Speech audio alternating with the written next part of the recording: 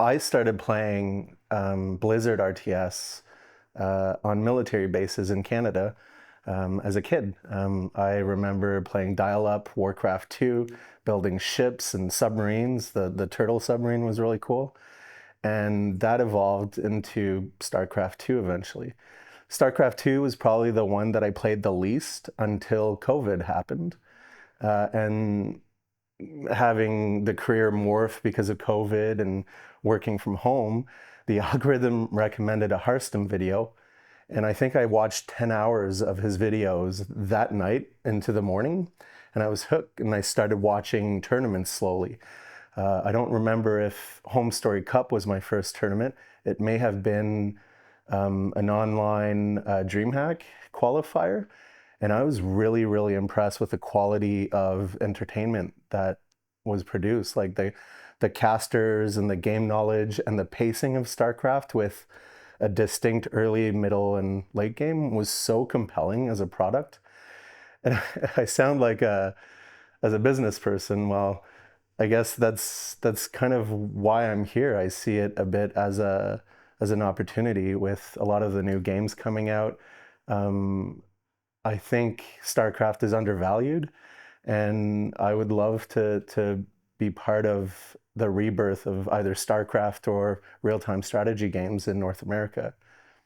So you got hooked thanks to COVID and some Hearthstone suggestions. Who ended up becoming some of your favorite players?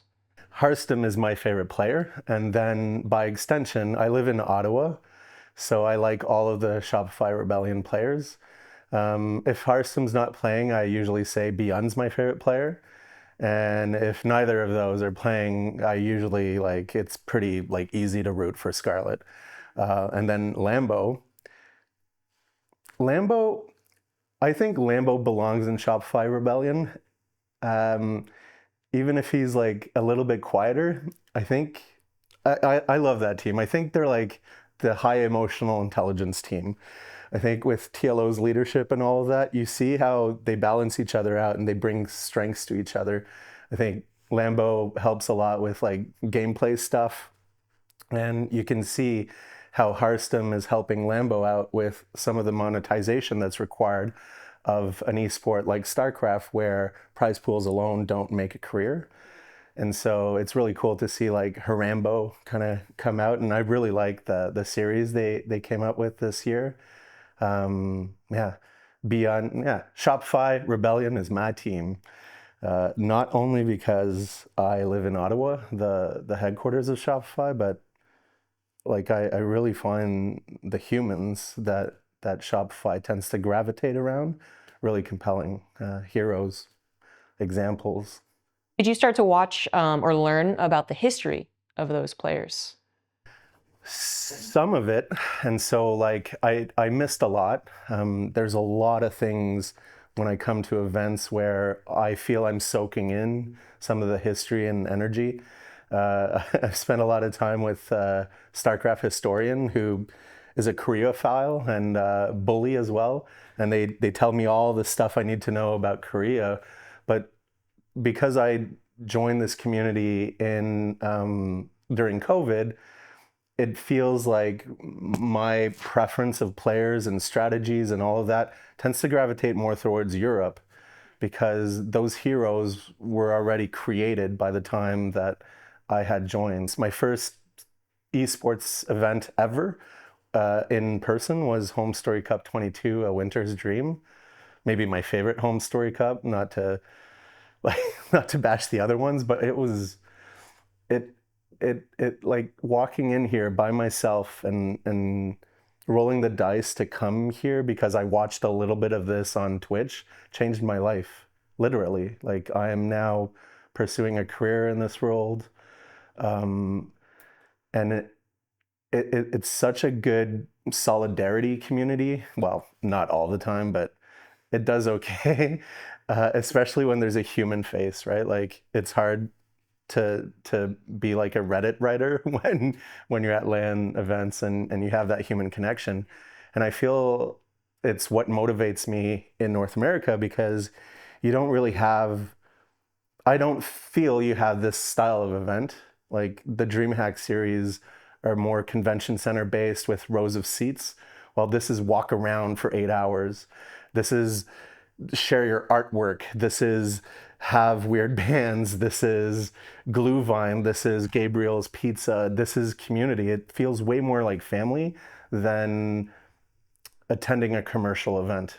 And let's not kid ourselves, esports is commercial, but it doesn't have to feel like that. You can create a wonderful experience like Take does with just a little bit of effort, you know? Any favorite story or moment from HomeStory Cups? There's this brilliant US caster in StarCraft who tried to teach me King's Cup once. I thought that was really fun. It's actually really memorable. I've been more excited this week flying to Germany and all of that, thinking about the two bartenders. I find Robin and Niels to be like, they're my favorite bartenders in the world. And I hate that this is on camera because there's a lot of bartenders that may have their feelings hurt hearing that, but I find Robin and Niels to be amazing. Gameplay wise, Gumiho's victory at the last HomeStory Cup was a bit weird because it was a bit of a smaller HomeStory Cup and the first few days were a bit slow of a start, but seeing Rion's face at Gumiho's victory, that will always stand out. Like I really like when people support each other and you could see like people's moments are celebrated by each of us, right? I didn't attend HomeStory Cup 13. I didn't even know it existed at the time, but I've seen the video and I even enjoy how Take gave the trophy to Harstem, my favorite player. He was like, I didn't think this would ever happen, but here's your trophy, right? Something like that. Yeah. Did you watch Oliveira's run in I definitely 23? watched Yeah. Oliveira's run in 2023. I agree with the pundits, even with my limited experience, so maybe it means nothing, but it was magical. Like, I cried. I cried because of Oliveira. I cried because of the casters. I cried because of the player reaction. But the moment that stands out the most to me is probably Smix. When when she was struggling on stage, when Oliveira was starting to talk about his dad, it was crazy. And in a world where we're trying to redefine masculinity, there's a lot of heroes in StarCraft that are great examples for kids. That's what I remember from Oliveira's run. Never give up. Never give up and being emotional on stage, being open. It's crazy. Like, there's a lot of very vulnerable people in our sport that will open up everything to a stage of 1,000 people. It's impressive and I'm glad they do it. But yeah. Are there any other big tournament wins that you were very fond of? I wasn't there and I didn't know StarCraft was a sport, but I also heard that Harstem won WCS Shanghai the same year that he won HomeStory Cup 13, so I'm very proud of that. I didn't know that this was an Olympic sport once, but I'm very proud that Scarlett won an Olympic medal.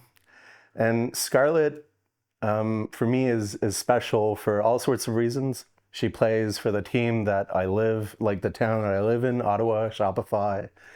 But she also is from a town in Canada called Kingston, Ontario. And it's a city that I lived in 6 years working for the Canadian military.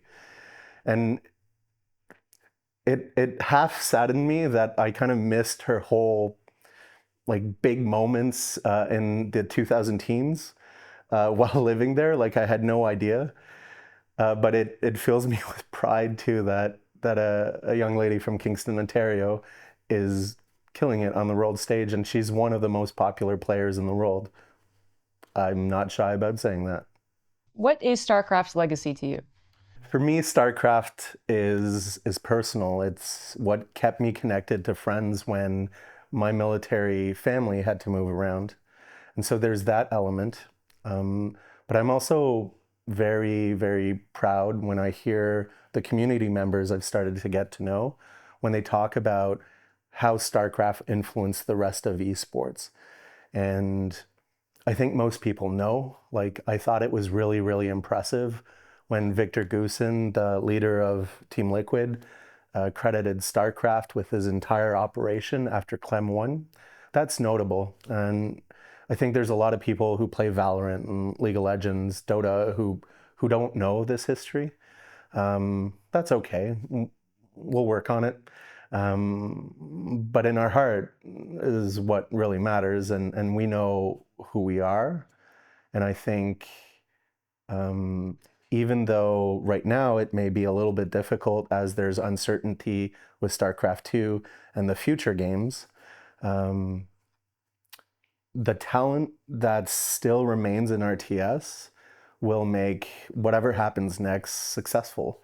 Even if we'll lose some members who will be frustrated, and we'll gain new members who will be invigorated by the new games. It is a transformative time.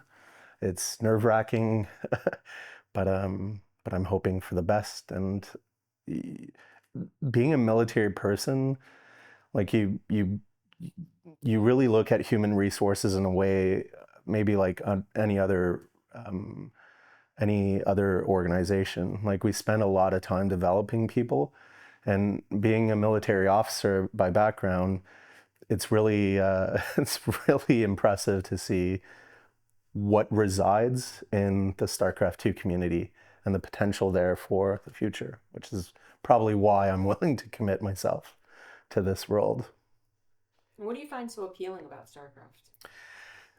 So StarCraft specifically, I think, is really good because the early game, mid game, and late game are really distinct. What made me fall in love with like professional StarCraft was watching a Reaper cross the map. And there's usually some stories, and the pacing is really cool, like looking at how many drones are going to die, and then it morphs into a middle game. I think maybe some of the current patches, we've lost that sort of energy, but it's still there. And that's what I really like about StarCraft. The other thing that I really admire is that the skill ceiling is incredibly high. And you look at even Brood War, like the meta continuously evolves. It's pretty impressive to see how people can be creative. It's like Bob Ross of gaming, like paint a little strategy here and a little strategic mistake here that becomes a beautiful tree. It's really cool. What does StarCraft mean to you? StarCraft means to me hope. It means community when some of my communities have disappeared, both moving around with the military and leaving the military around COVID. StarCraft reminded me that I have other aspects to my personality and that I can find family in other places. So StarCraft means family to me.